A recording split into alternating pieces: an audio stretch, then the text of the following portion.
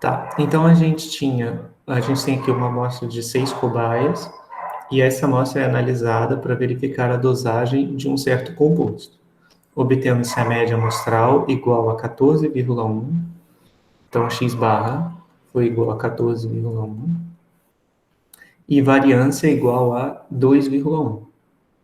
Variância amostral também. Tá? Miligramas por decilitro, tá? Ao quadrado. Obter intervalo de confiança ao nível de 95% para a média e variância populacional. Talvez aqui deveria ser populacionais, né? Porque as duas são populacionais.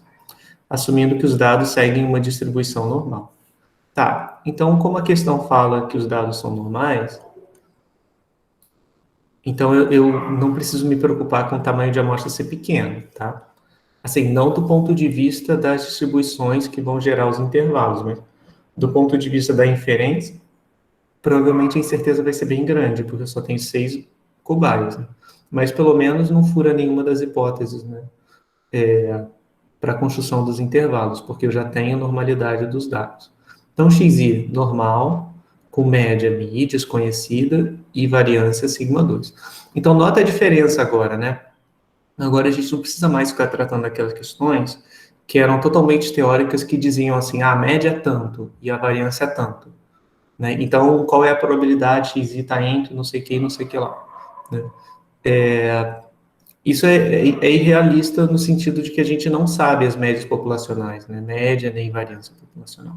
Então, agora a gente começa a tratar de coisas um pouco mais próximas da realidade, em que a gente assume que desconhece esses parâmetros e quer estimar. Então, vamos lá.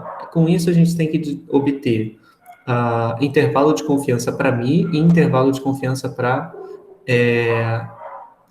sigma, tá? Eu vou fazer o de mi aqui, 95% de confiança. É 95%? É. Aí, como é que eu faço o intervalo, né? O intervalo de confiança, ele é x barra menos Q S sobre raiz de n. E o outro extremo é x barra mais Q S sobre raiz de n, tá? Bom, e aí tudo já está calculado aqui, né? O S é a raiz disso, o x barra daqui, o n é 6, só falta o Q, né? Aí, bom, vamos lembrar lá como é que a gente faz para calcular esse valor de Q. Eu vou desenhar aqui, tá? Então, aqui a gente tem a nossa normal padrão, que é o que a gente usa para construir o intervalo para mi, tá? Centrado no zero. E aí eu vou fazer o seguinte, agora o meu Q está definido aqui, aqui está o menos Q, uma igual à distância do zero, e o intervalo ele é construído, né, pegando Z com 95% de probabilidade aqui no meio, não é isso? E aí eu vou obter o seguinte, se aqui tem 95%, é porque aqui tem 2,5%, não é isso? E aqui também tem 2,5%, porque, enfim, só faltam 5% para dar 1, então metade dos 5% vem para cá e a outra metade vem para cá. Então, esse aqui, ele vai deixar quanto de probabilidade à esquerda? Ele vai deixar 97,5%, não é isso? Que é a soma dessa parte com essa parte. Então, eu vou começar determinando o valor de Q. O valor de Q vai ser Q enorme de quanto? Q enorme de 0,975, né? Então, vamos lá, vamos olhar no... Ih, Q enorme não, desculpa. Estou fazendo besteira. O quantio que a gente usa é da normal só se a gente conhecer o sigma. Como a gente não conhece, é o quantio da T que a gente tem que procurar. Desculpa, pessoal. Então, vou reescrever aqui. Então, o Q não vai ser Q enorme, vai ser QT. E aqui vai fazer uma boa diferença, porque o número de observações é bem pequeno. Então, vai ser QT. Eu tenho que acumular 0,975, né? Quantos graus de liberdade? O número de graus de liberdade é n-1. Como n é 6, então dá 5. Tá? Aí, beleza. Vamos lá no R. Para a gente poder obter um intervalo de confiança. Então, aqui, vamos lá. Primeiro, determinar o quê? O valor de Q é QT, 0,975. Quantos graus de liberdade? 5, né? QT 0,975 com 5 graus de liberdade. Vou escrever DF igual a 5. Não precisa escrever DF igual não, tá? É só porque eu gosto de colocar, porque aí não tem como mais se confundir. E, de repente, achar que o número de graus de liberdade é o primeiro argumento. Então, não vai acontecer, mas é que, enfim, às vezes eu não tenho, às vezes eu tenho dúvida qual é o argumento que vai primeiro, qual que vai depois. Quando você coloca assim, aí não tem dúvida, o R vai saber que esse daqui é o número de graus de liberdade. Então, ó, deu 2,57. Tá? Então, o intervalo de confiança fica sendo 14,1 menos 2,57 vezes raiz de 2,1 dividido por 6. E aqui vai dar 14,1 mais 2,57 vezes raiz de 2,1 sobre 6. Tá? Então, deixa eu gerar um novo código aqui. A gente vai ter 14,1 menos 2,57, que multiplica raiz quadrada de 2,1 dividido por 6. Tá? Então, esse é o valor da esquerda, e o valor da direita vai ser com mais ao invés de menos. Então, aqui, mais ao invés de menos. Então, a gente obtém 12,58 e aqui 15,62. Tá? Então, esse é o intervalo de confiança de 95% para mim. Tá bom? Então, com esse intervalo, como é que a gente interpreta ele, né? De novo, 95% dos intervalos que a gente obtém dessa forma, né? Usando essa forma aqui, 95% deles vão conter um i. Esse é um tal intervalo. Então, eu vou acreditar, né, com 95% de confiança que esse intervalo contém um i, tá? Alguma dúvida, pessoal, nessas contas? Ou alguma etapa vocês não estavam lembrando?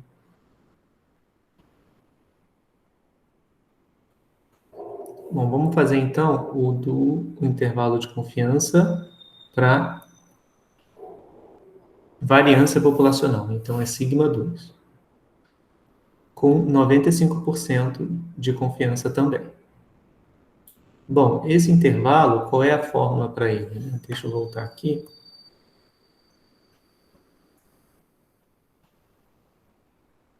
Aqui. É n menos 1, S2, que divide QS, e aqui n menos 1, S2, que divide QI. Tá? Um ponto curioso, pessoal, eu acho que eu não frisei isso na aula passada, mas é importante notar.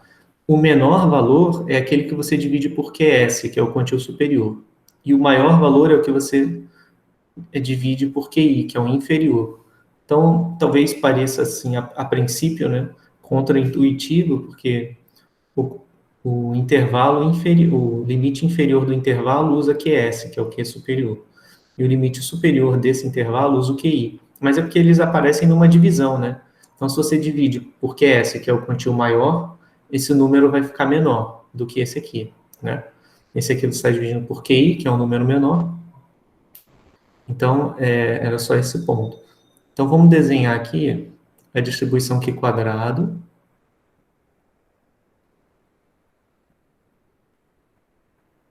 Então, está aqui a distribuição. Eu quero 95% no meio.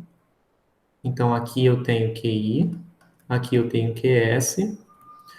Como eu tenho 95% desse lado de cá, aqui vai aparecer 2,5%. E aqui também 2,5%. Então, primeira coisa, achar os quantis. QI, QS. Então, eu vou fazer assim, QI igual a Q, QISC, né? Contilda Q quadrado. Essa distribuição aqui é uma distribuição Q quadrado. Com quantos graus de liberdade? É N menos 1, que vai ser 5. Então, a gente vai fazer QXQ. Primeiro, o QI, né? Ele deixa 2,5%, então 0,025, com número de graus de liberdade igual a 5, tá? Isso vai dar, aí o que eu vou colocar o valor. E o QS? QS vai ser também QXQ, né? Aqui quadrado. Agora o QS vai deixar quanto à esquerda? 97,5%, 0,975, tá? Quantos graus de liberdade? 5 graus. Isso aqui vai dar... vou deixar Professor, aqui embaixo. Oi, pode falar. por que o grau de liberdade é 5 mesmo? Porque é N menos 1. Não. Tudo bem? Ele Entendi. Acho que vem entendi. desse fato aqui, ó. A gente tem N menos 1 S2 sobre sigma 2, tem distribuição Q quadrado, N menos 1. A gente não tem condição de provar isso. É bem difícil fazer essa demonstração. Até no curso de estatística é complicado, não é fácil. Então, a gente parte desse princípio, né? E a gente usa isso para construir um intervalo. Tudo bem? É bem como está aqui, tá vendo? Então, a gente, na hora que começa, esse 1 menos alfa aqui é o nosso gama, que vale 95%. Então, quando a gente faz esse gráfico aqui, né, na verdade, o que eu estou usando eu estou usando esse gráfico para calcular o QI e o QS nessa probabilidade aqui, né, para essa expressão. Então, o que é a variável aleatória? A variável aleatória aqui é essa expressão. E essa expressão, ó, tem distribuição Q quadrado N menos 1. Aí, por isso que na hora que eu vou pegar o QI, eu tenho que pegar N menos 1 graus de liberdade. Na hora que eu vou pegar o QS também, N menos 1. Tudo bem? Tudo bem, professor. Obrigada. De nada. Então, vamos lá. Vamos para o R agora para poder calcular essas quantidades. Então, a gente vai ter o seguinte. QI vai ser Q, né, que é K square, 0,025. Quantos graus de liberdade? O número de graus de liberdade é igual a 5. Deixa eu pedir aqui o QI. Vamos. 0,83. Vou deixar para arredondar só no final. Agora vamos fazer o QS.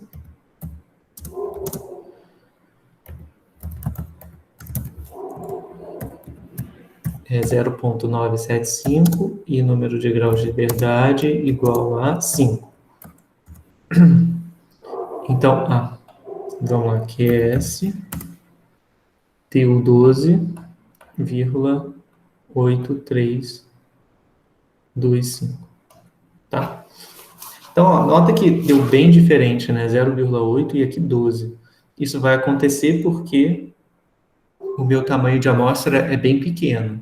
Se o tamanho de amostra fosse grande, esses valores não seriam tão afastados uns dos outros, tá? Um do outro, quer dizer. Então, vamos lá. Sabendo disso, vamos obter o intervalo de confiança. Então, nosso intervalo vai ser n menos 1, que é 5, que multiplica S2, o valor de S2 é 2,1, dividido por QS. Então, ó, o valor que vem para a esquerda, eu vou dividir pelo maior valor, pelo maior dos quantis, né? Porque é para que esse número aqui seja o menor dos dois. Então, vai ser 5 vezes 2,1 aqui, que divide, agora eu vou dividir pelo menor valor, 0,8312, tá? Então, isso aqui vai dar, vamos lá, vamos fazer a conta. 5 vezes 2,1 que divide QS. E o segundo extremo do intervalo vai ser 5 vezes 2,1 que divide QI. Então, meu intervalo deu 0,8182 e o outro extremo deu 12,63. Professor, Oi. eu não consegui entender como você chegou no 2,1.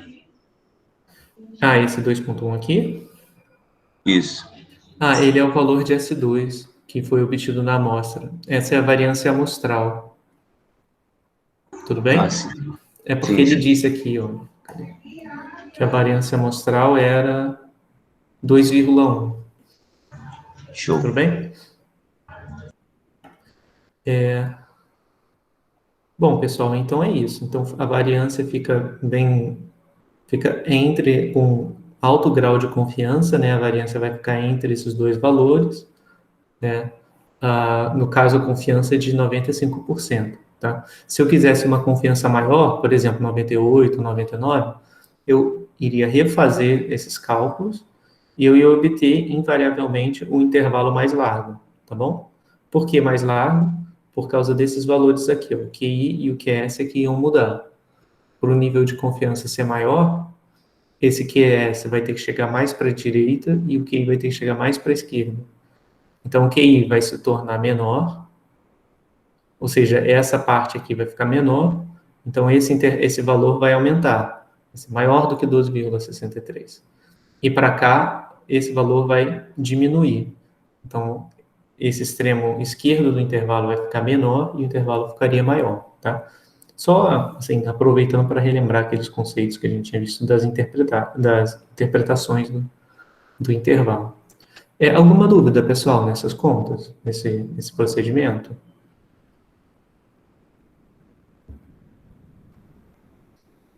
Por enquanto, não. Tá. E se eu quisesse o IC para sigma, era só tirar a raiz quadrada desses dois termos, tá bom? Mas como eu pedi só a variância e média, então estão aí os intervalos, né? Bom, então beleza. Com isso, pessoal, é só para ter aquela ideia, né, de que agora a gente tem estimativas intervalares para os dois parâmetros, tanto para μ, que com alto grau de confiança deve estar compreendido nesse intervalo, quanto para sigma 2, que com alto grau de confiança deve estar inserido nesse intervalo aqui, tá? Bom, então vamos lá, vamos começar a ver um exemplo de intervalo de confiança para proporção, tá? Então a gente já viu intervalo de confiança para média, para variância e agora a gente vai ver para proporção. Então como é que é a situação em que aparece, né, uma proporção para ser estimada e que a gente tem interesse no intervalo de confiança? Bom, então nessas situações a gente quer estimar a proporção populacional, que aqui a gente vai denotar por P, tá? De uma certa característica. Bom, e aí, essa característica, né, a presença ou não dessa característica, ela é modelada por uma Bernoulli. Então, vamos pensar o seguinte, a característica pode ser, digamos, se você está interessado em investigar a proporção de casos, a proporção de pessoas soropositivo para AIDS num presídio, né, num certo presídio. Então, a gente pode pensar como sendo a característica de interesse, né, é a pessoa ter AIDS, né? E P vai ser a proporção de pessoas com AIDS dentro daquele presídio, né? Então você pode fazer, então, o que você vai ter? Você vai ter uma variável aleatória para cada pessoa, né? Você vai ter um xi, em que esse i varia para cada pessoa. Em xi vai ser igual a 1 se aquela pessoa tem AIDS ou não tem AIDS, tá? Então, aí você vai ter, no caso, uma Bernoulli, né? E a probabilidade de sucesso, que seria a presença da doença, né, que é o 1, a probabilidade de sucesso é o P. Então, o que a gente está interessado é em estimar o valor de P, que é a verdadeira proporção de pessoas com AIDS naquela população carcerária. Então, a gente tem, a gente pode fazer o seguinte, essa é a proporção populacional, e a gente pode estimar essa proporção populacional contando o número de sucessos, né, contando o número de uns, que seriam as pessoas soropositivas, né, dividido pelo tamanho de amostra que a gente coletou. Então, seria somatório de XI dividido por N, tá? Então, vamos lá. O que a gente tem pode ser, então, a gente pode pensar em outros exemplos, né? Por exemplo, um que aparece muito em pesquisa eleitoral, em que a gente tem como uma característica de interesse se a pessoa vai ser eleitor do candidato que a gente está investigando ou não. Então, é o mesmo setup, né? Para cada pessoa, XI, a gente vai observar XI igual a 1, se a pessoa declara voto no candidato, e 0 caso contrário, caso ela não declare voto naquele candidato, ou declare nulo, qualquer coisa do tipo, tá? Então, quando a gente estima o P, o que a gente está estimando, na verdade, é a probabilidade de encontrar um eleitor daquele candidato na população, que também é a proporção de eleitores naquela população, né, do candidato. Como é que a gente estima isso? Contando a quantidade de eleitores do candidato na amostra, e para isso basta somar os XIs. Por quê? Porque os XIs vão ser 0 e 1, né? E vai ser 1 quando tem a característica, ou seja, vai ser 1 quando for eleitor. Então, se eu somar todos os XIs, o valor que der vai ser o número de eleitores, né? Que vai ser a quantidade de vezes que aparece 1 no XI, né? Então, se eu fizer a soma dos XIs e dividir por N, isso aqui vai dar a proporção de eleitores do candidato, tá? Então, isso é interessante, por quê? Porque a gente acabou de descobrir que o estimador para uma probabilidade, eu tenho uma probabilidade aqui, ou uma proporção, P, e o seu estimador pode ser escrito como uma média, não é isso? De certa forma, isso aqui é x barra, né? De certa forma, não, isso aqui é literalmente a média amostral. Ou seja, como eu identifico isso como média amostral, eu consigo usar resultados do TCL, por exemplo, se eu tiver um tamanho de amostra grande, né? A gente já viu que a média amostral tem distribuição aproximadamente normal quando o N é grande. Então, isso é bem útil porque a gente consegue usar o resultado do teorema central do limite para construir intervalos de confiança para a proporção, né? Então, vamos lá. Então, a gente tem o seguinte. Vamos fazer algumas contas aqui com vocês. Então, eu só vou colocar aqui alguns dados, né? Então, XI são Bernoulli e P, todos I e D, né? Vou colocar aqui I e D. E aí eu tenho x barra, representa, né? Vou chamar o x barra de P chapéu. Tudo bem essa notação do P chapéu? Vamos lembrar lá da outra aula, em que a gente estava falando sobre estimadores, né?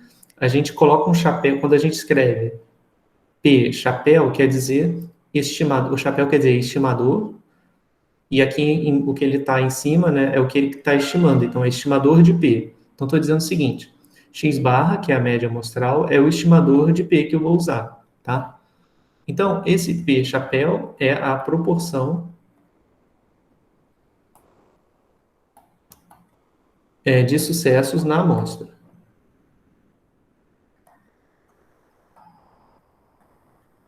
E aí, o sucesso vai ser, a definição de sucesso vai depender do problema em questão que a gente está tratando, tá? Então, a gente tem o P-chapéu, que é a proporção de sucessos na amostra. Como o P-chapéu, ele é uma média amostral, então eu tenho que, se o N é grande, eu posso usar o TCL, né? Então, se N é grande, o TCL implica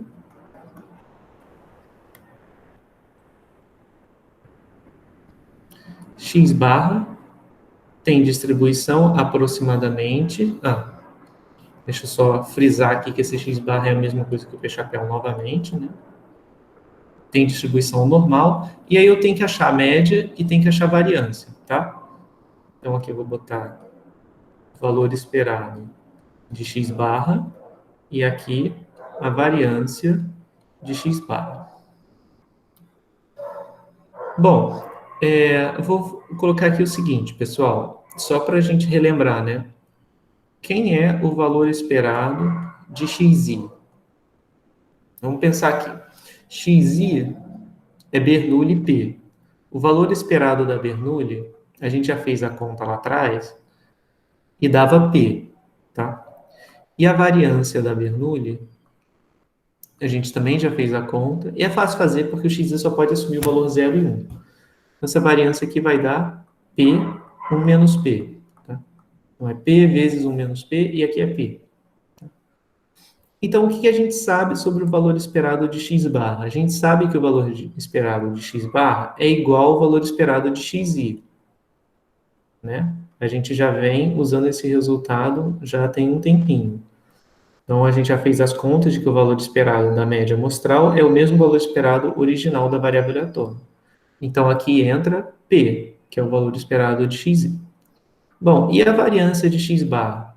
Ora, a variância de x barra, a gente já viu que era a variância de xi dividido por n, né? A variância da média amostral, ela é n vezes menor que a variância de cada observação.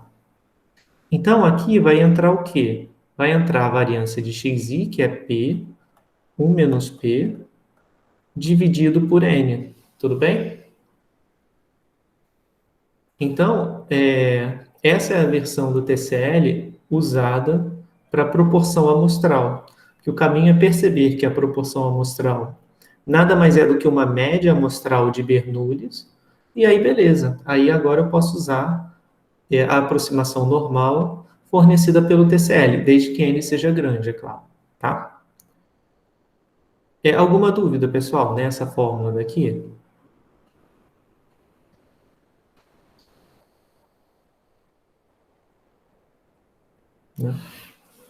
Então, vamos fazer o seguinte.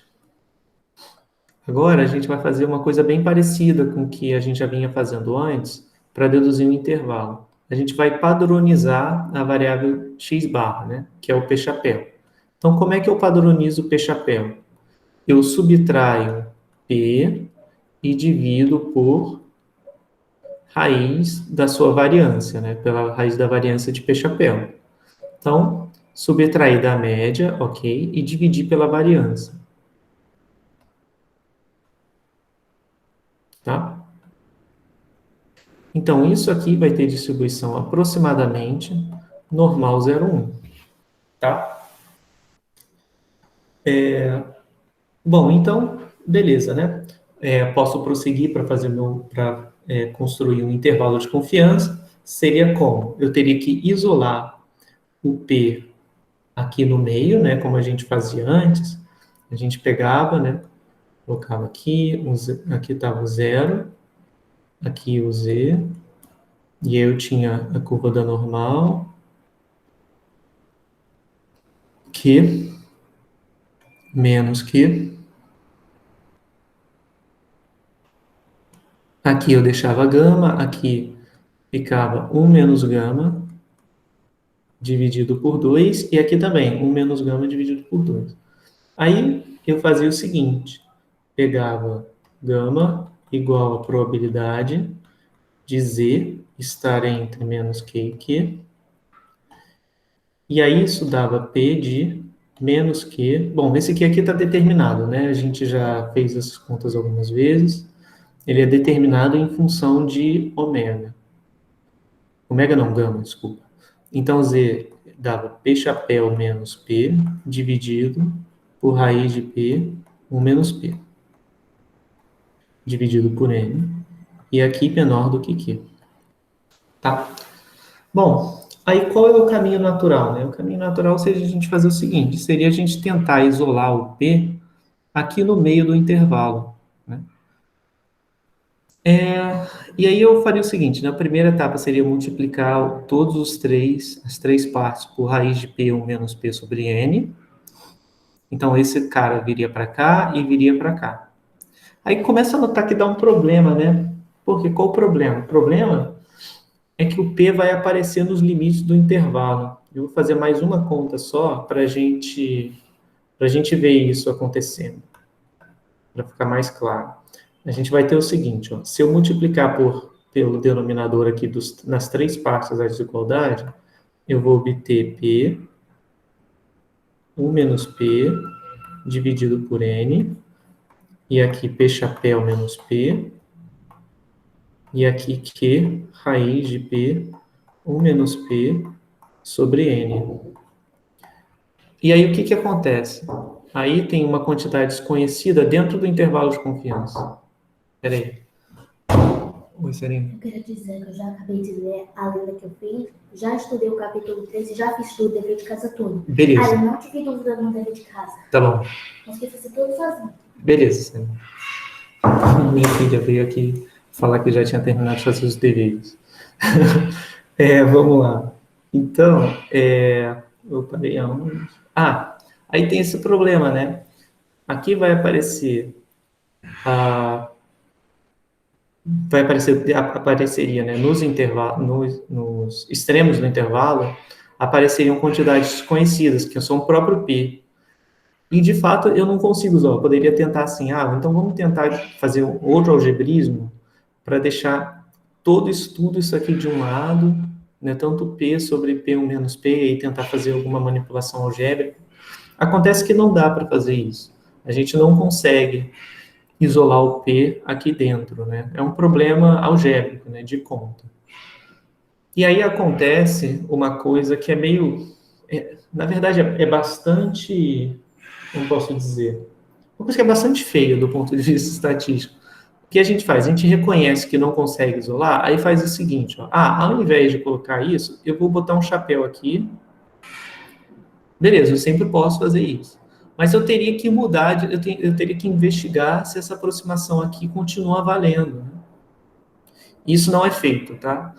O ponto sei lá, eu não gosto muito desse método de calcular intervalo de confiança, porque o que ele vai fazer é o seguinte, ele vai simplesmente colocar o chapéu aqui, porque sem isso a gente não consegue achar os intervalos, e não vai olhar para ver se muda essa distribuição, porque ela vai mudar, vai acabar mudando. Mas a gente não sabe analiticamente o que dá, né? Mas a gente segue dizendo que é normal. Então, acontece o seguinte, aqui a gente vai substituir pelo chapéu, aqui embaixo. Então, quando vier para cá, para o lado esquerdo, vem com chapéu também. E aí, beleza, porque a gente conhece agora, a gente sabe quem são esses valores, quem é o P-chapéu, e agora a gente pode prosseguir fazendo as contas, tá? É meio feio, né? Mas, enfim, é o que se faz, infelizmente. Então, a gente subtrai P-chapéu, peraí, deixa eu subtrair P-chapéu, não, que eu quero isolar o P aqui no meio. Então, vai dar menos P-chapéu, menos Q, raiz de P chapéu, 1 menos P chapéu, sobre N, menos P, e aqui vai ficar menos P chapéu, mais Q, raiz de P chapéu, 1 menos P chapéu, sobre N.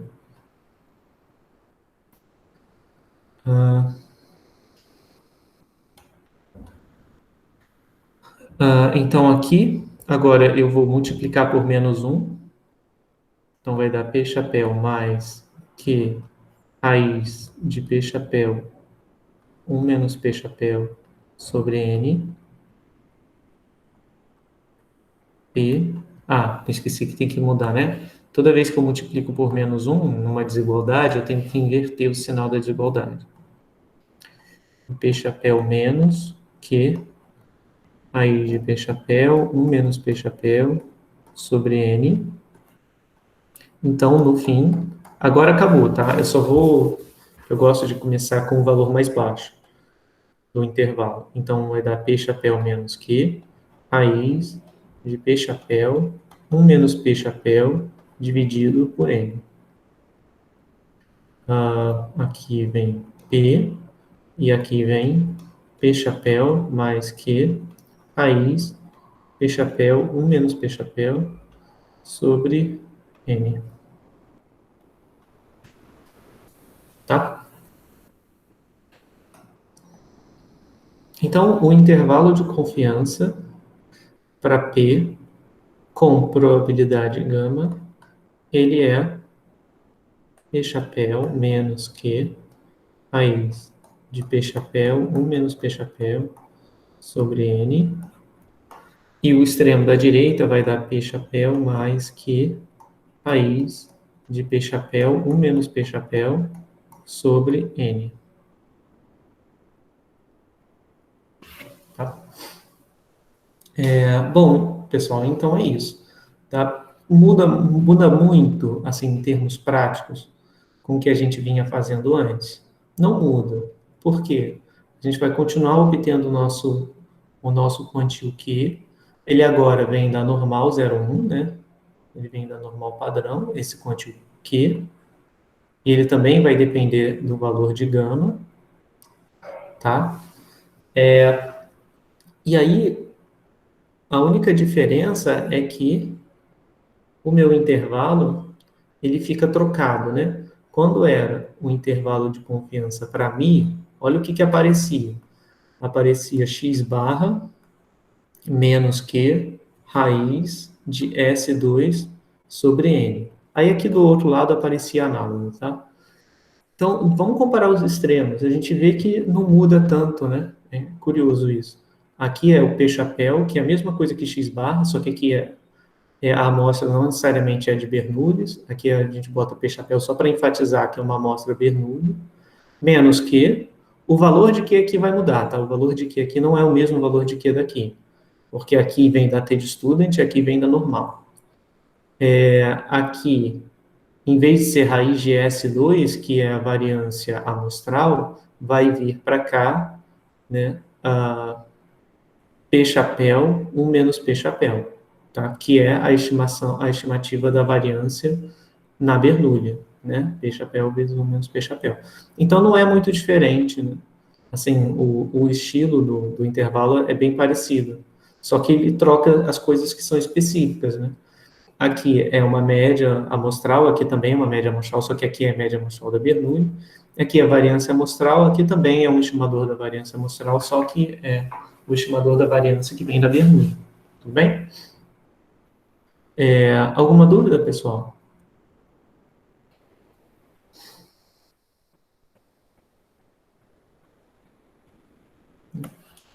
Bom, vou apagar aqui.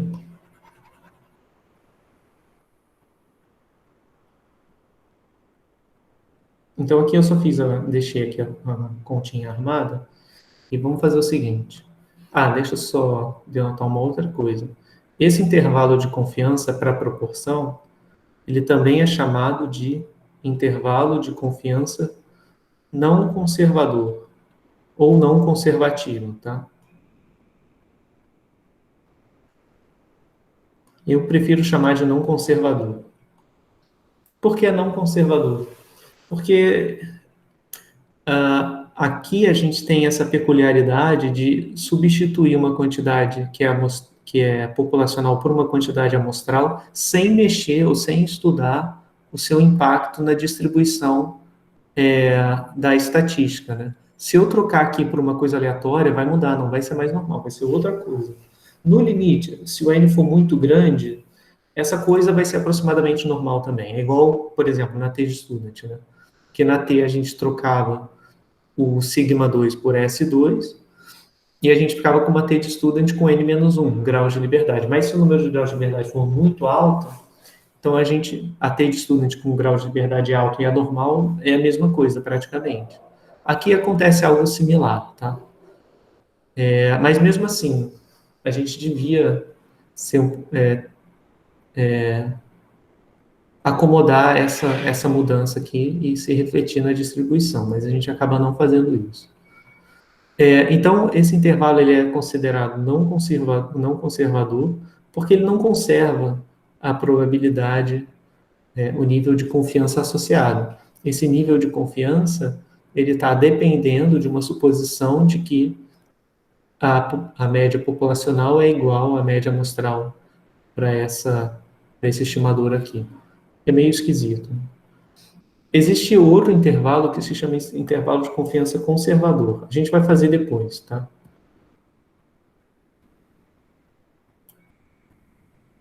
Então, aqui, vamos fazer esse exemplo dos partos prematuros com intervalo de confiança não conservador. E depois eu mostro para vocês como é que é um intervalo conservador. Então, vamos lá. Para essa massa de dados, eu tenho o seguinte. São 189 gestantes. E aí eu coloquei aqui as observações para cada gestante. Então, aqui eu tenho, essa variável é, no caso, histórico de partos prematuros.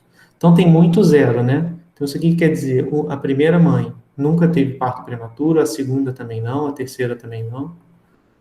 Tá? Aí vai acontecer que lá na frente vai aparecer uma mãe com um parto prematuro, outro parto prematuro, outro, e assim sucessivamente. Então, aqui na linha são 3 vezes aparece o número 1. Eu vou contar quantos uns aparecem, tá? Aí, se eu esquecer de algum, vocês me falam, tá bom, pessoal? Porque aqui com essa barra não dá para contar certinho. Aqui 2. Aqui 1, 2, 3, 4, 5. E aqui 1, 2, 3, 4, 5, 6, 7, 8, 9, 10, 11, 12. Aí depois vê para mim direitinho se é isso mesmo, se eu esqueci alguma coisa. Tá? Então aqui vai dar 5, 7, 12, 24. Então são 24 uns. Quantos 2 eu tenho? 1, 2, 3, 4, 5. Tá, 5. E quantos 3 eu tenho? 1. 1, 3. Tá? Então, eu quero fazer o seguinte, eu quero estimar a quantidade, a probabilidade de uma gestante na população ter parto prematuro. Então, eu vou chamar de P.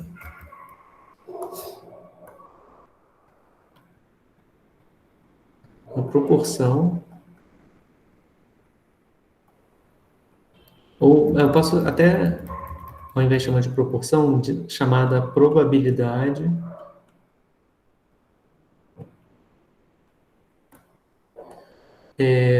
de um parto prematuro na população.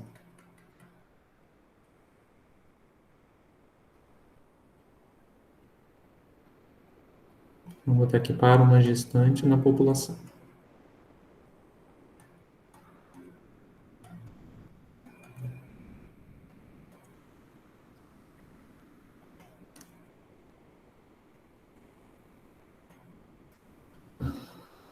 Bom, então não sei qual é essa probabilidade, né? Eu vou ter P-chapéu, o P-chapéu eu sei quanto que vale, né? No caso, eu tenho 189 gestantes nessa amostra. Quantas delas tiveram partos prematuros? 30, né? Porque se eu definir o P como probabilidade de parto prematuro para uma gestante na população, na amostra, quantas já tiveram algum parto prematuro? Né? Foram 30 gestantes. Tá? Talvez eu devesse colocar aqui pelo menos um parto ou algum parto prematuro, tá? Porque se eu for pensar assim, né, como cada gestação tendo uma probabilidade diferente de ser um parto prematuro, né, naquela gestação específica, aqui eu teria que pegar esse 5 e multiplicar por 2, e esse 1 e multiplicar por 3, tá? Então aqui é um pouquinho diferente, eu vou fazer a probabilidade para uma gestante, para uma mãe que venha a se tornar gestante, em algum momento da sua vida ter tido algum parto prematuro, tá? Isso é diferente da probabilidade de um dado parto ser prematuro, tá? Eu podia fazer também, tá? E não seria nem um pouco mais difícil, eu só teria que fazer com esse cuidado, né? De multiplicar o 5 por 2, multiplicar 1 por 3 e aí somar todo mundo. Aí daria 35, né? ao invés de 30. Então, tudo bem. Vamos lá. Vamos montar, então, nosso intervalo. Um intervalo de confiança. Eu quero um intervalo conservador. Aqui eu não disse qual é o gama, né? Então, vamos fixar para variar um pouquinho, um gama de 98% de confiança. Então, eu quero um intervalo de confiança para P, confiança de 98%. Esse intervalo vai ser P chapéu, que é 30 sobre 89. Vamos fazer a conta para ver quanto que dá. 30 dividido por 189. Ops. Isso aqui dá 0,1587.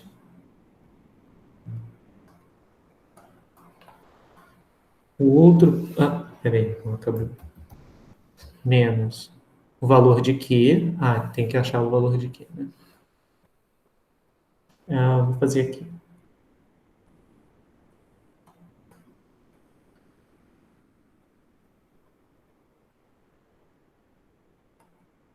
E aqui é na normal mesmo, que eu faço conta.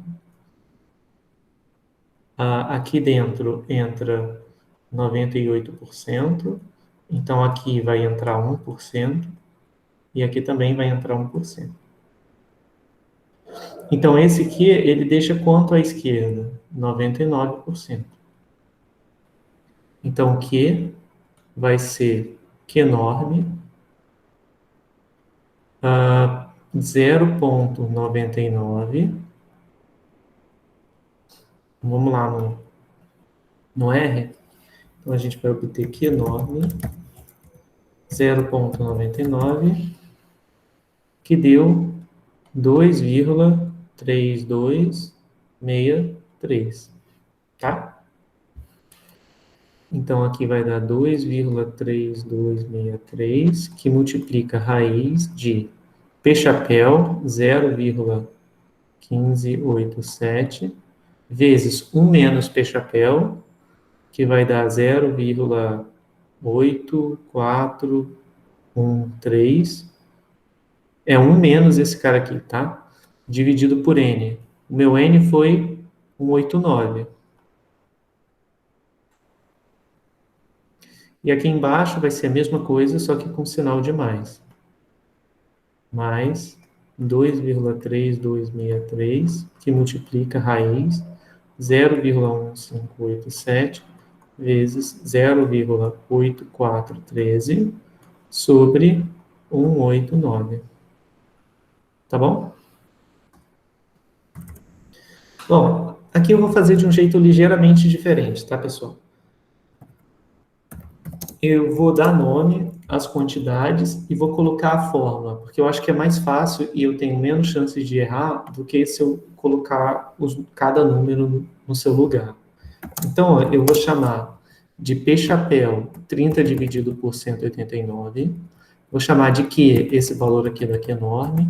O meu N é igual a 189, que é o tamanho de amostra. Pronto. Agora, eu posso copiar direto essa fórmula aqui, tá? Então, vai ficar o quê? P chapéu, que é o P hat, menos Q vezes raiz quadrada de P hat vezes 1 menos P hat dividido por N. Né? Aí agora é só conferir se a fórmula está certinha. P chapéu menos Q vezes raiz quadrada. Aí a raiz quadrada vai pegar tudo, né? Aqui no RStudio, se eu colocar aqui, ele já me diz aonde que fecha o parêntese. Então, eu já sei que ele está pegando tudo. Está, né? Pegando P chapéu vezes 1 menos P chapéu dividido por N. Então, tá certo. E aqui eu vou pegar a mesma expressão e vou trocar o menos por mais. Tá? Acho que assim fica um pouco mais fácil. Fica menos propenso ao erro. Então, eu vou rodar o P hat, o Q, o N. Pronto. Agora eu obtive meu intervalo de confiança como sendo 0,0969 e do outro extremo 0,9 22,06, tá?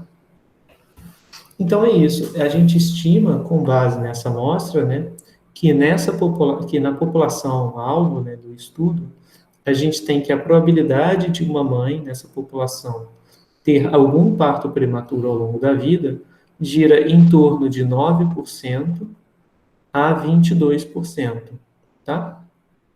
Eu acho, pessoal, pelo que eu me lembro dessa base de dados, eu acho que isso era estudo de gravidez de risco, se eu não me engano.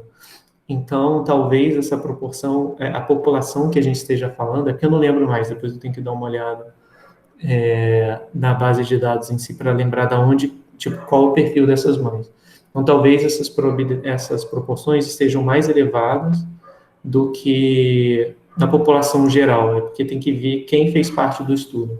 Tá? Se for um estudo feito só com mães com algum tipo de parto de risco, né? De gravidez de risco, então essa proporção, a gente só tem que tomar cuidado em quem é a população, né? A população seria gestantes com gravidez de risco, tá? Por algum dado critério. Eu acho, se eu não me engano, era mães usuárias de cocaína, que é muito risco, né? Mas eu não sei, eu já não lembro mais. De repente, quando eu for colocar esses slides lá para vocês de novo, eu coloque uma introduçãozinha falando quem é essa população, tá? Mas tudo bem, pessoal. Aí, no fim das contas, a gente acabou estimando que a probabilidade estaria entre cerca de 9% e 22% de algum parto prematuro, tá bom? Ah, é isso. Alguma dúvida?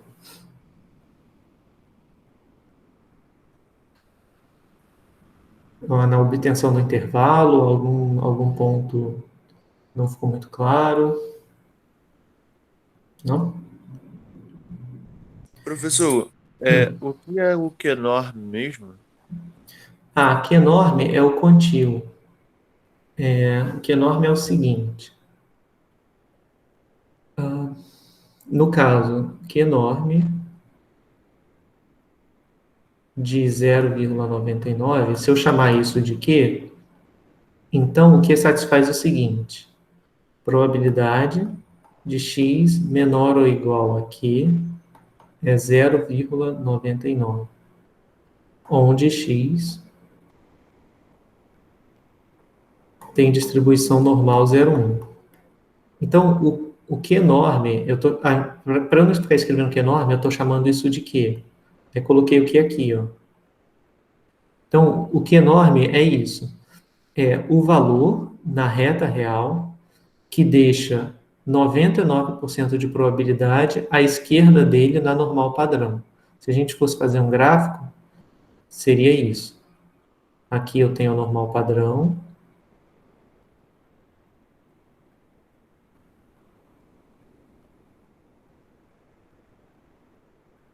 E aqui eu tenho 0,99 de probabilidade. Então, esse aqui é o Q enorme. Esse é o meu Q enorme, 0,99.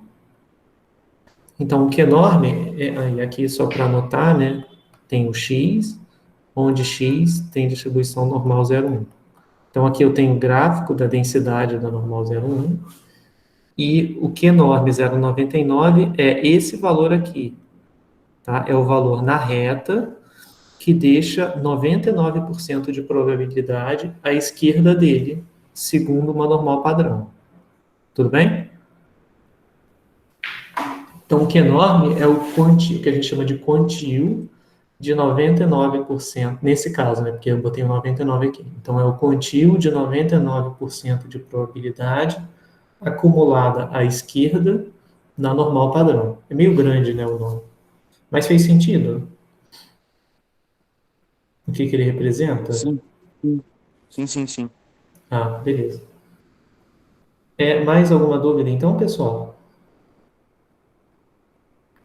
Obrigado, tá, professor? De nada, sem problema. Bom, então, vamos voltar para poder falar do intervalo não conservador, que é a última forma de fazer intervalo de confiança para amostra.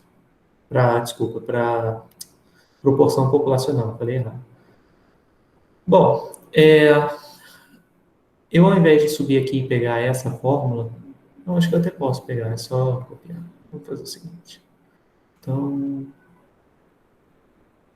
Professor, oi, eu sei pode que, falar. assim, do não conservador pro conservador vão ter diferenças em relação aos cálculos Uhum. ou algo do tipo. Mas conceitualmente, assim, qual a diferença entre os dois? O conservador, ele tem a largura menor do que deveria ser, enquanto que o conservador tem a largura maior do que deveria ser. Então, os dois têm um problema, tá? A diferença, assim, é claro que a expressão vai ser diferente, né, para o intervalo no final das contas. A diferença é o tipo de erro que você está cometendo, o tipo de aproximação que você está fazendo. Aqui no intervalo não conservador, o que eu estou fazendo eu estou aproximando a verdadeira proporção amostral a verdadeira proporção populacional pela proporção amostral observada na amostra que eu colhi. É quando eu pego P e coloco um chapéu só no denominador, tá? Quando eu faço isso, eu estou colocando duas novas fontes de aleatoriedade. Esse P-chapéu aqui e esse 1 menos P-chapéu aqui. São duas fontes novas de aleatoriedade e eu não estou alterando a distribuição da estatística. Então, esse é um erro, tá? Então, eu não tenho, assim, palavras como explicar, acho que de forma mais, sei lá, de forma que dê para uma pessoa que se eu tiver que explicar isso para um leigo, eu não sei como eu explicaria. Teria que fazer a conta e mostrar para a pessoa, tá vendo? Aqui eu coloquei um chapéu, né, a pessoa provavelmente não entenderia. Mas o que vai mudar é qual é o qual é a aproximação que eu estou fazendo. Esse é um jeito de fazer a aproximação para conseguir construir um intervalo. Um intervalo que é conservador, ele vai ser feito de outra forma, tá? Tudo bem? Tudo bem, acho que eu entendi, sim. Tá? É um pouco abstrato, né? Mas o não conservador, ele realmente ele vem por isso, de você trocar aqui essa estimativa amostral, ao invés de colocar o valor populacional, que é o que deveria vir, só para que eu consiga calcular o intervalo de fato, né? Então, você talvez possa ver o intervalo conservador como uma estimativa do intervalo de confiança, tá? Bom, ele é uma estimativa do intervalo de confiança porque aqui tem os chapéus, né?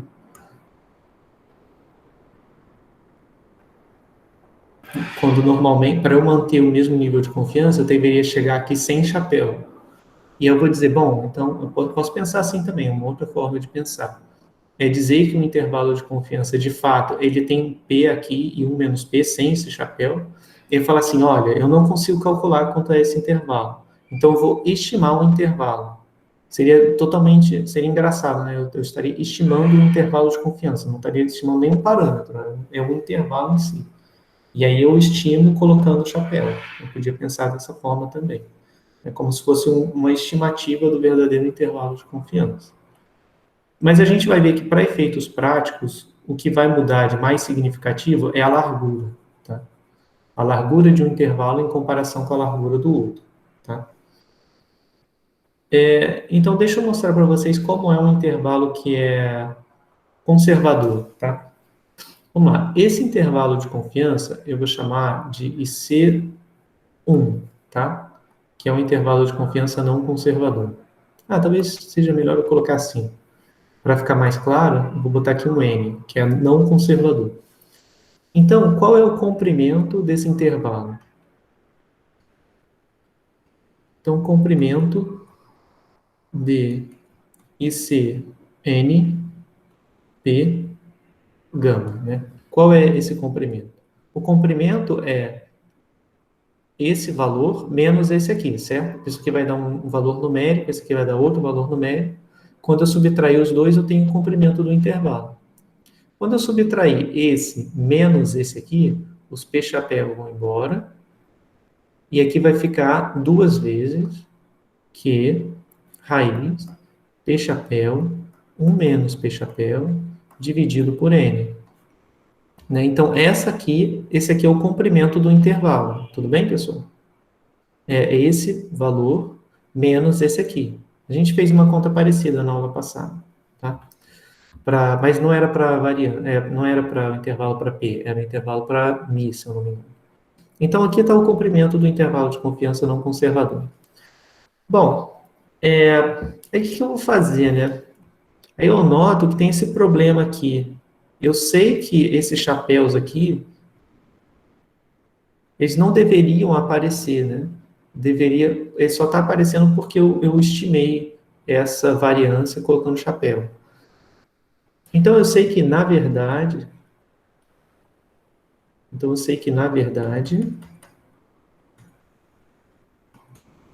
o comprimento seria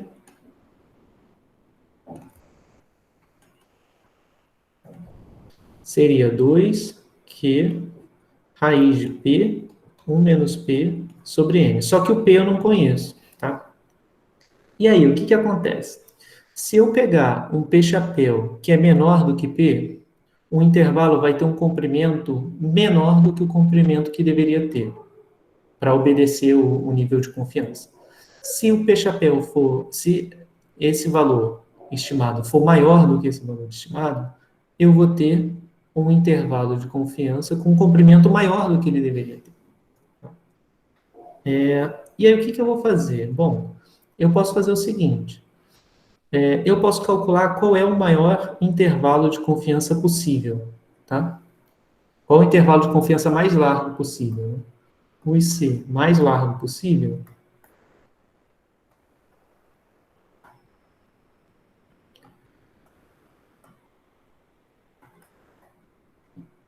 é o que maximiza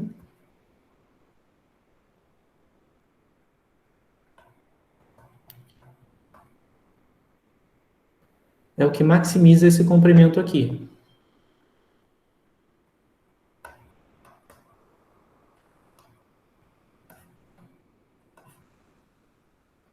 Que é equivalente a maximizar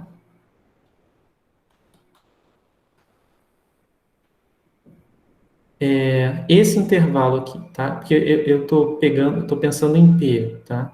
Qual é o valor de P que maximiza esse intervalo? É o mesmo que é o valor de P que maximiza P vezes 1 menos P.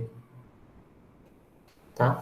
Por quê? Porque esse 2 aqui, enfim, é uma constante, então maximizar uma função vezes uma constante é o mesmo que maximizar a função. Né? Maximizar a função vezes uma outra constante, que esse aqui não depende de P, também não vai alterar. Dividir por N também não vai alterar. E aqui dentro da raiz também não vai alterar. Tá? Então, se eu quero maximizar toda essa expressão, é equivalente a eu maximizar só essa parte aqui, de dentro. E como é que eu maximizo essa expressão aqui? Bom, eu posso usar o cálculo, né, derivar igual a zero.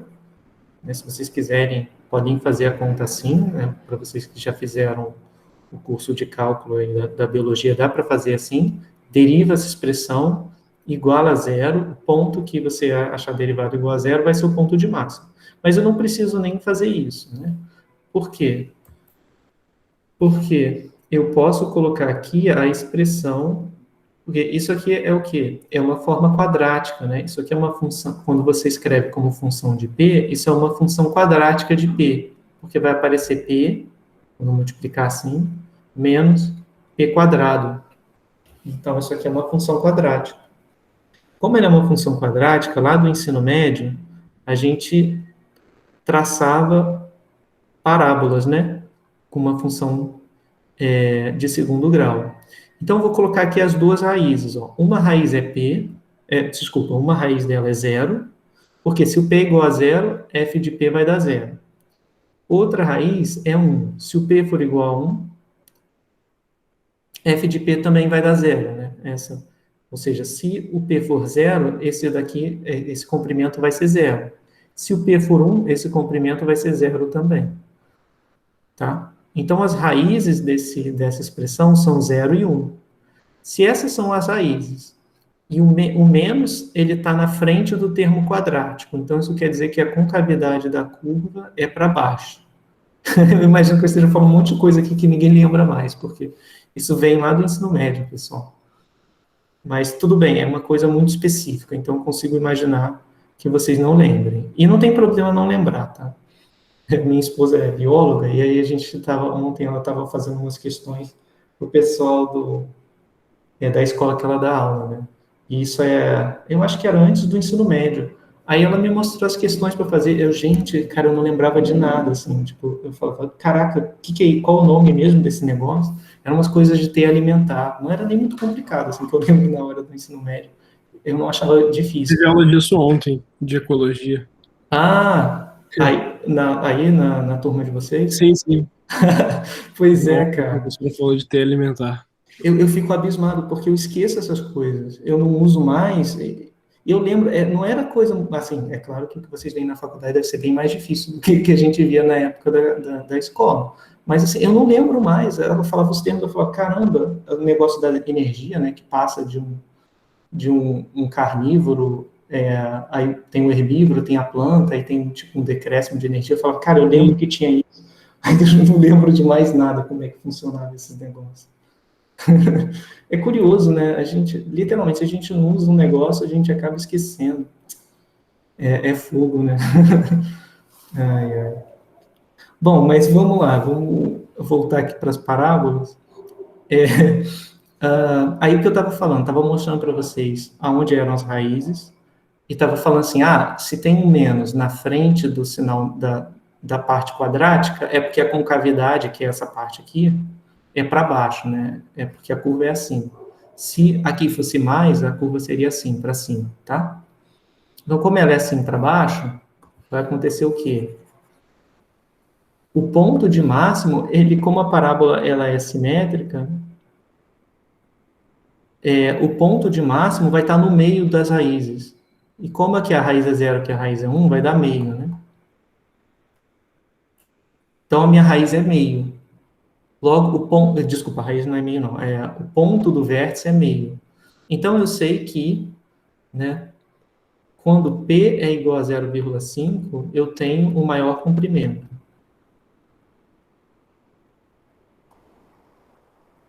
Eu tenho o maior comprimento. Então, vamos lá. Comprimento.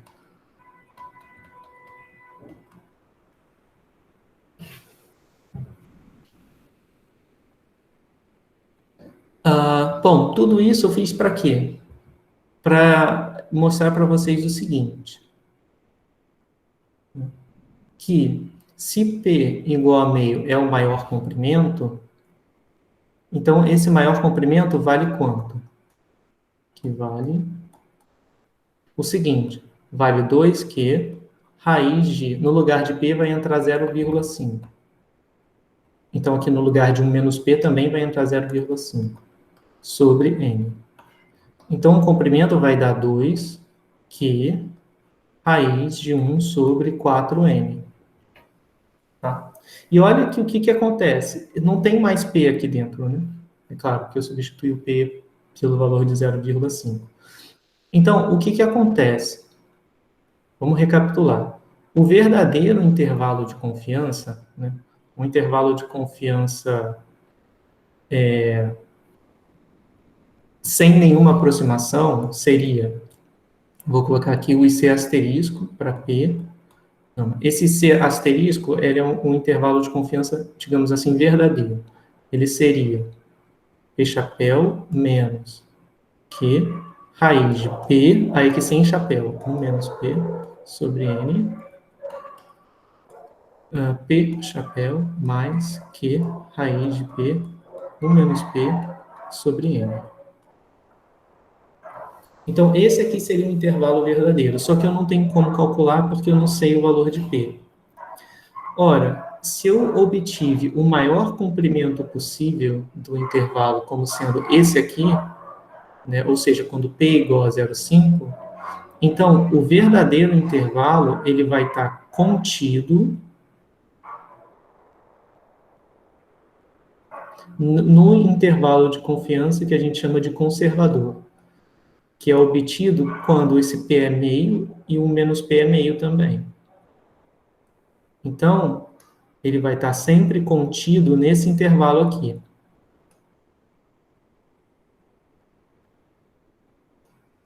Aqui vai dar 1 sobre 4n, tá? Porque, enfim, a gente já fez a conta aqui, né? Meio vezes meio vai dar 1 sobre 2 vezes 1 sobre 2, daria 1 sobre 4, então vem dessa forma, tá? Então, pessoal, olha só. A natureza do intervalo não conservador. Desculpa, do intervalo conservador. Eu vou até anotar aqui. Esse é o IC conservador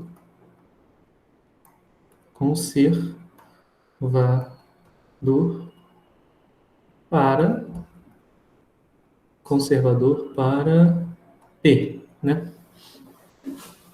Então, o conservador, ele tem esse nome por quê? Porque ele é o maior intervalo possível de ser formado, né?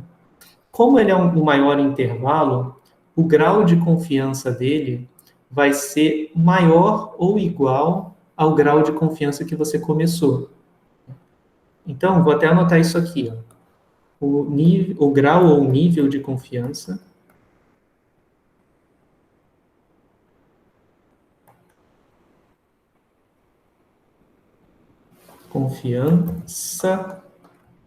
do IC conservador. Deixa eu colocar aqui o nome, né? Como eu estava botando o IC com N em cima para não conservador, eu vou botar o C em cima para conservador, tá?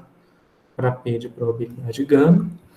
Então, o nível de confiança do IC conservador para P com confiança gama é maior ou igual ao nível de confiança original gama.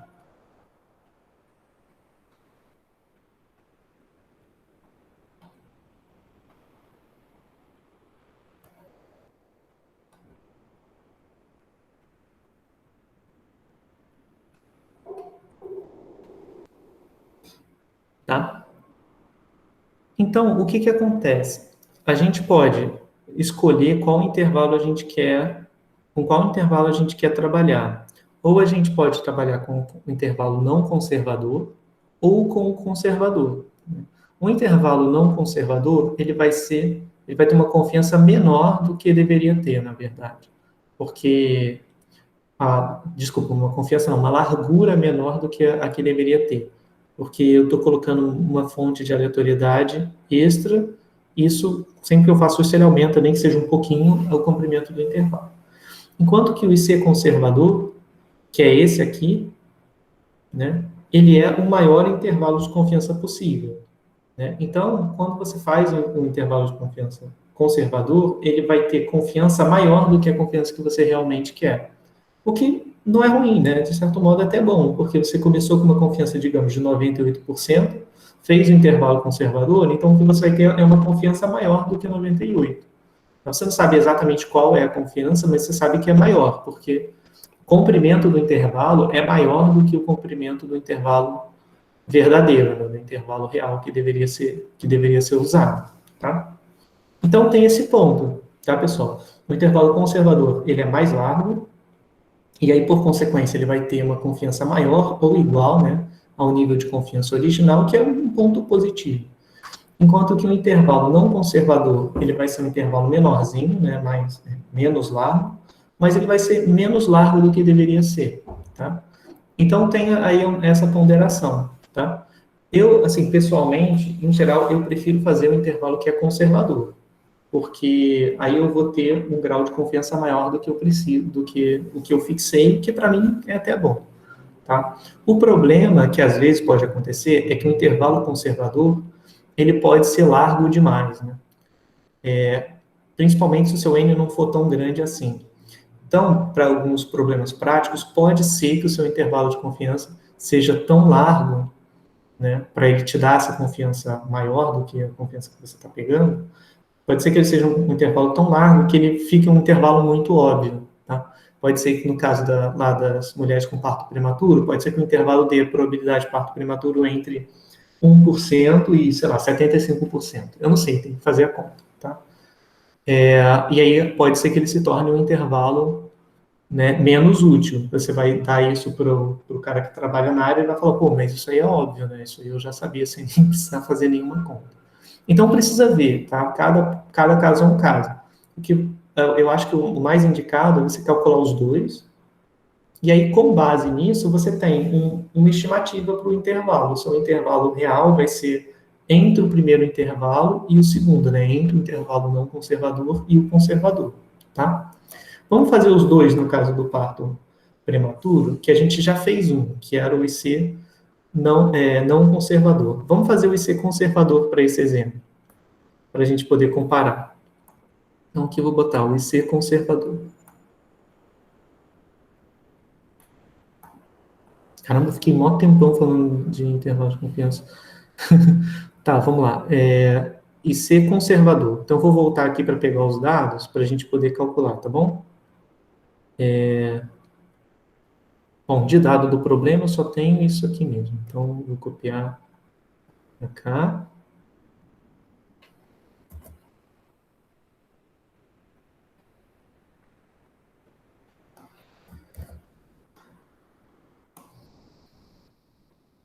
Aqui está a expressão, tá?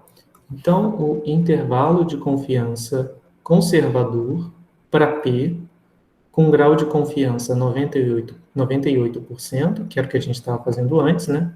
Ele é P chapéu, ou seja, 0,1587, menos Q, 2,3263, vezes raiz de 1 sobre 4n. 1 sobre 4 vezes, o n era 189. E aqui é a mesma coisa, só que com sinal de mais. 0,1587 mais 2,3263. Aqui eu já vou colocar assim, porque eu estou sem espaço, tá? Dividido pela raiz de 4 vezes 189. Bom, vamos lá, vamos fazer a conta aqui. Ah, ótimo, posso pegar aqui, ó, copiar. Aqui vai ser raiz quadrada de 1 sobre... Como eu quero dividir por 4n, pessoal, não posso esquecer que tem que ter um parêntese aqui, tá? Que eu quero dividir por tudo isso, eu quero dividir por 4 vezes n, e não só por 4. Se eu não coloco parêntese, ele vai pegar 1/4 e depois multiplicar por n, tá? Então, o parêntese tem que estar aqui para forçar que ele divida por 4 vezes n. Então, aqui eu posso já copiar isso aqui tudo, passar para a linha de baixo.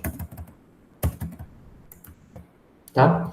E aí não vai mudar. O Q vai ser o mesmo Q, né? Porque só depende de gama, e o gama aqui é o mesmo. Então, o que eu obtenho é 0,07, 0,24. Então, aqui dá 0,074 e 0,2433. Então, a minha probabilidade estimada fica entre 7% e 24%. Vamos ver quanto é que deu o outro. Eu vou colocar aqui só para a gente comparar. O outro intervalo foi esse aqui, ó. Vou colocar aqui embaixo. Ó. Eu tenho que clicar aqui para a gente poder copiar a palavra certa. Então, esse aqui foi o conservador, e esse aqui é o não conservador, com os 98%. Tá? Então, repara, né, que esse intervalo foi mais... foi menorzinho, né? Tem um comprimento menor. Ele vai de 9% a 22% aproximadamente. Esse aqui vai de 7 até 24. Então, esse intervalo aqui contém esse intervalo, tá? Talvez seja melhor colocar assim. Esse intervalo contém esse intervalo aqui. Tá? E faz sentido, porque o intervalo conservador ele vai ser mais largo que o intervalo original, tá? Que o intervalo, desculpa, não conservador. Tudo bem, pessoal? Então, assim, na dúvida, eu recomendaria fazer os dois intervalos. Nesse caso, foi um caso legal, que não fez tanta diferença assim, né? Tem uma diferença aí percentual, mas a gente teria uma ideia de que o verdadeiro intervalo seria algo entre esses dois intervalos aqui. Tá? E aqui, no caso, não fez tanta diferença. Se eu considerar um intervalo quanto o outro, daria resultados bem similares, tá? Alguma dúvida, pessoal? Tanto ou na interpretação, quanto nas contas, ou no procedimento em si? Por enquanto tá tranquilo. Tá. Bom, pessoal, então isso conclui essa parte de intervalos de confiança, tá? A gente já fechou, então, a gente viu o intervalo de confiança para a média, para a variância e para o desvio, e também vimos para a proporção, tá? Vão ter outros intervalos de confiança que vão aparecer e tal, mas eles, eu acho que talvez nem dê tempo da gente chegar a ver esses intervalos, porque, em geral, são usados para comparação de médias e tal, em testes de hipótese, mas eu acho que a gente não vai conseguir chegar tão longe. Deixa eu pegar aqui.